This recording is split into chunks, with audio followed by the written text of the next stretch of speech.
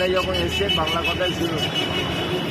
একদিকে সরস্বতী পুজো আছে আজকে, এবং একদিকে নেতাজি সুভাষচন্দ্র বোস 129তম জন্মজয়ন্তী উৎসব পালন হচ্ছে।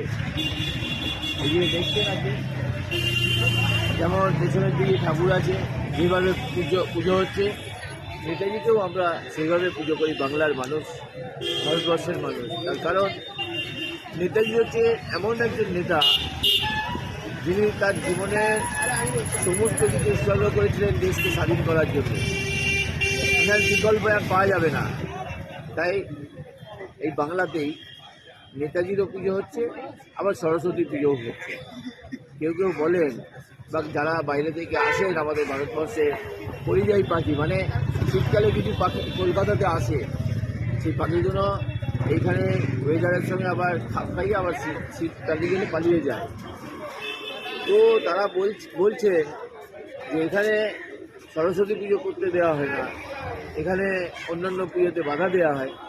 কিন্তু আজকে প্রমাণ হচ্ছে বাংলায় একমাত্র রাজ্য যেখানে সরস্বতী পুজো হচ্ছে, আবার নেতাজির জন্মদিনও পালন হচ্ছে, পুজোর মাধ্যমে পালন করা হচ্ছে। বাহ, এটাই হচ্ছে বাংলা, যেখানে সমস্ত জাতি ধর্মের মানুষকে এক করে রেখেছে বাংলা, এবং তাদের কৃষ্টি সৃষ্টি সংস্কৃতি যেটা বাংলার আছে, সেই তার মাধ্যমে রাজস্থানের মানুষও ভালো আছে, গুজরাটের মানুষও ভালো আছে, বিহারের মানুষও ভালো আছে, ইউপির মানুষও ভালো আছে।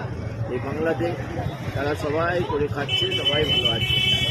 সুতরাং বাংলাকে নিয়ে যারা অপমান করে তাদেরকে আমি বলবো বাংলায় থাকুন। বাংলায় থাকলে বাংলার ভাষাও শিখতে পারবে এবং বাংলার মানুষের কৃষ্টি সৃষ্টি সংস্কৃতিও শিখবে, আর আজে বাজে কথা আর বলতে পারবেন না, কারণ বাংলার মানুষই হয়ে যাবে। বাহ, তো আজকে কেমন লাগলো? আজকে জন্মদিন পালন করলেন?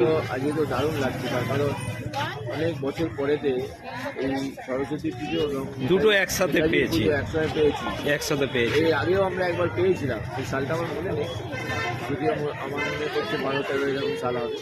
আবার আজকেও পেলাম একই, যে নেতাজির জন্মদিন আর সরস্বতী পুজো আছে। খুব ভালো লাগছে। অনেক মানুষজন রাস্তায় বেরিয়েছেন, তারাও দেখবে যা যে এই নেতাজি সম্বন্ধে জানবেন।